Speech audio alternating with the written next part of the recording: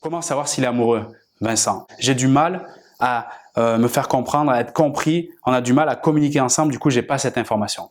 Globalement, c'est une question qui revient assez souvent dans le cadre de coaching privé et personnalisé.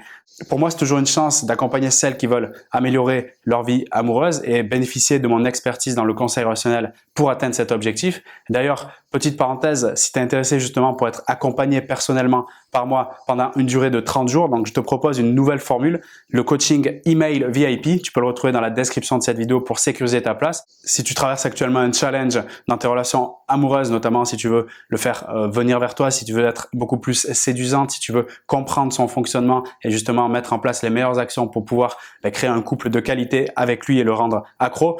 Je peux également analyser tes conversations SMS et te faire des suggestions pour pouvoir atteindre tes objectifs. Énormément de contenu disponible. Plus qu'un coaching, c'est véritablement une réelle formation complète, relations humaines réussies. Et en plus de ça, en cadeau bonus, je te propose la formation Le Rendre Accro mode d'emploi, donc les 8 techniques ultra puissantes pour le faire revenir dans tes bras. Cette formation d'une valeur de 199 € est totalement offerte pour les premières inscrites. Regarde les conditions particulières dans la description de cette vidéo pour tout savoir.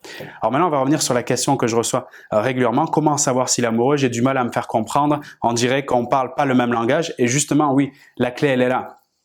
Et d'ailleurs, comme peut-être as-tu lu ce livre, c'est vraiment un indicateur assez intéressant, en tout cas une grille de lecture intéressante, je vais partir sur ça, le livre de Gary Chapman sur les 5 langages de l'amour, où il distingue justement 5 façons de communiquer qui vont faire en sorte que on va pouvoir durer dans le couple. En gros, ce sont les secrets de communication des couples qui durent.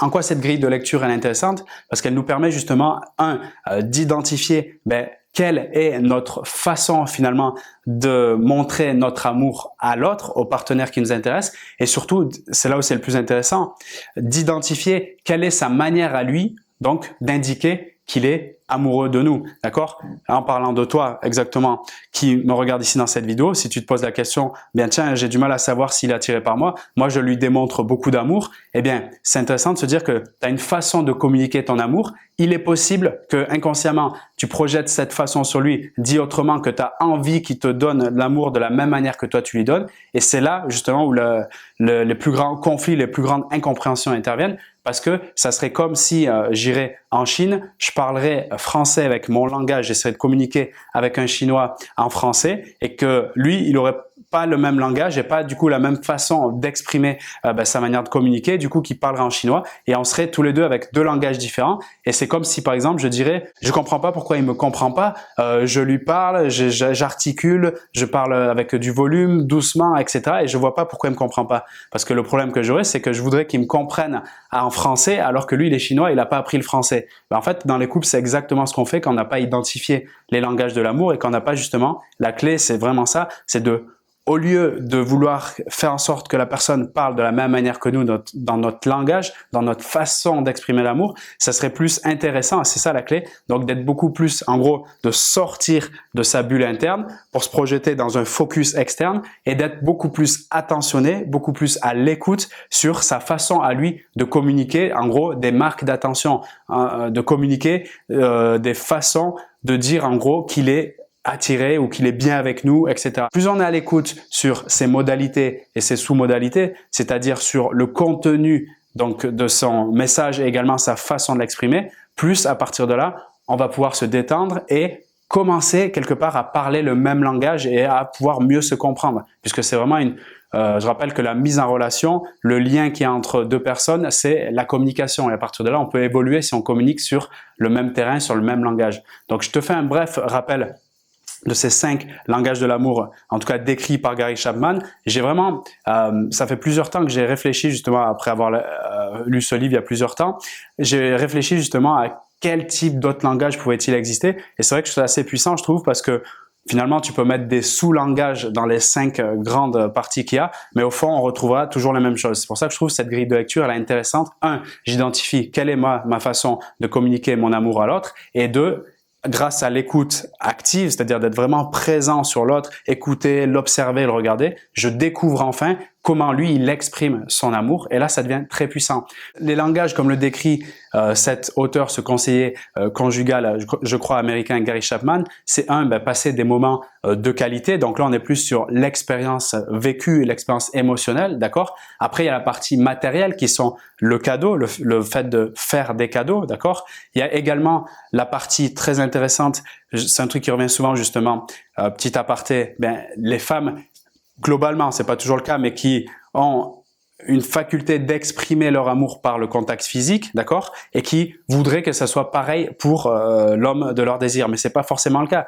Et d'ailleurs, ce langage de l'amour, il vient de plusieurs choses, de notre histoire, de notre vécu, de notre expérience, de notre conditionnement social, comment nos parents nous ont traités. C'est tout ça qui nous amène, pour certains, à être beaucoup plus tactile et pour d'autres, beaucoup plus en distance selon l'éducation qu'on a eue. Donc, c'est très important d'être vraiment en observation de ça.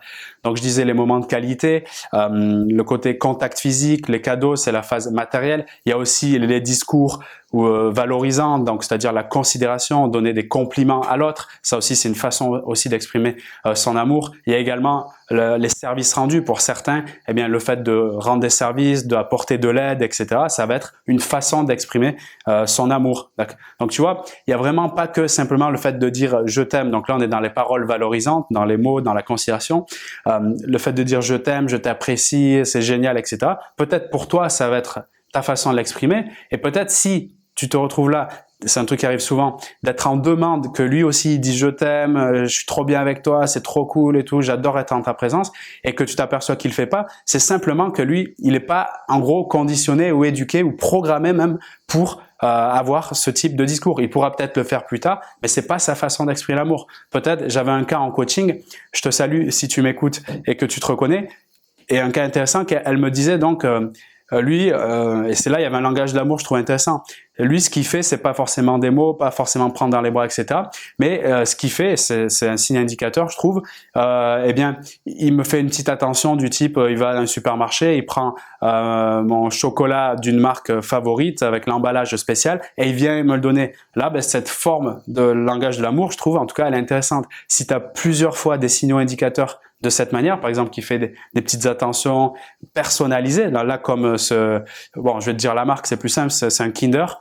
Bon, voilà, ce petit Kinder, ce petit truc comme ça c'est une attention extrêmement puissante qui, pour moi, est en tout cas un indice. Je vais pas te dire parce qu'il t'a donné un Kinder 2 fois, ça y est, il t'aime. C'est pas si facile que ça. Mais c'est un indice, une puce à l'oreille. On pourrait se dire, tiens, là, il y a quand même un signal, il y a quelque chose. Et du coup, d'être attentif à ce genre de signaux et de voir un peu comment ça évolue. Alors, bien sûr, c'est pas fiable à 300%. Pourquoi? Parce qu'il y a un effet en psychologie qu'on connaît bien, le biais de Pygmalion, qui dit que, voilà, si je crois quelque chose, si je m'attends à voir quelque chose et que j'en ai envie, au fond, je vais commencer à le voir partout. Donc, en d'autres termes, pour l'histoire du Kinder, je sais pas si c'était un Kinder Bueno, je me rappelle plus exactement, eh bien, comme je suis conscient de ces signaux, de cette grille de lecture, etc., je sais que là, il y a une marque d'attention en termes de cadeaux, donc avec le Kinder. Et du coup, si je commence à mettre le focus là-dessus, il y a des chances que à chaque fois qu'il me fasse un petit cadeau ou que, je sais pas moi, il me plie mon linge, etc., que d'un coup, j'ai le sentiment qu'il m'aime juste parce qu'il a fait ça. Donc, il peut y avoir une tendance à aller chercher l'information qui va confirmer la croyance que j'ai qu'il m'aime. Donc, bien sûr, tu vois, on est dans les relations humaines, on est obligé, c'est ce que je suis obligé de faire ici, de mettre certaines nuances. Mais en tout cas, de manière basique, de revenir sur le fait que j'ai ma façon d'exprimer mon amour, d'ailleurs pas qu'à mon copain, copine, etc., mais aussi à mes amis, ma famille, etc. Et chacun a sa façon d'exprimer son amour. Là déjà, c'est beaucoup mieux parce que ça nous permet de comprendre que pour être en communication positive et efficace, la première chose, c'est déjà parler le même langage. Et à partir de là, on va pouvoir communiquer, on va pouvoir comprendre par exemple que quand quelqu'un, par exemple, cet homme n'exprime pas forcément ses émotions, ne divulgue pas forcément ce qu'il ressent avec des mots, c'est peut-être qu'il a une autre façon tout simplement d'exprimer son amour et c'est complètement OK. Lui, ça lui permettra de se sentir compris, valorisé et c'est certainement d'ailleurs ça qui lui permettra sans doute de se sentir bien avec toi et de vouloir continuer le chemin avec toi. Donc voilà ce que je vais te partager ici, à la fois les erreurs à éviter et surtout la compréhension que pour une relation, pour qu'elle soit qualitative et qu'elle évolue, il faut absolument mettre l'outil de communication en place. Et là, on a un outil de communication très puissant qui est la compréhension du langage de l'amour. D'accord? Donc, je te laisse avec ça. J'espère que tu vas pouvoir prendre une grande valeur de ces informations et les mettre en pratique pour t'aider dans ton chemin. Et je te rappelle que le nouveau coaching email VIP, donc je te propose un accompagnement de 30 jours personnalisé, c'est-à-dire que tu me dis directement ta situation par mail, en gros le challenge que tu veux dépasser dans ta relation peut-être avec cet homme, peut-être à un autre niveau.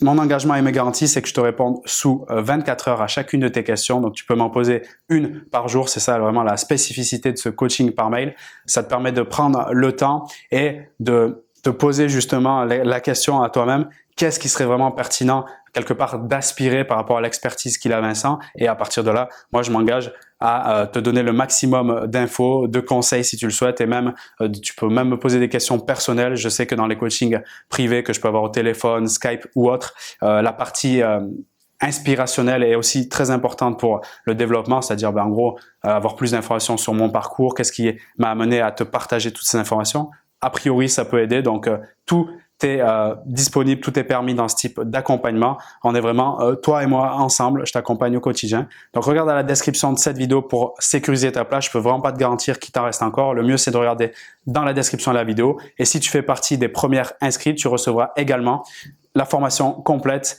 comment le rendre accro, le mode d'emploi. C'est une formation d'une valeur de 199 € complètement offerte avec ce coaching email VIP sous 30 jours. OK? Donc, je te laisse avec ça et je te dis à très, très vite pour de nouvelles vidéos. Et si tu choisis le coaching privé, si tu as encore la place, eh bien, à partir de là, je te rejoins dans les 24 heures pour répondre à ta première suggestion. Salut à toi, à très vite.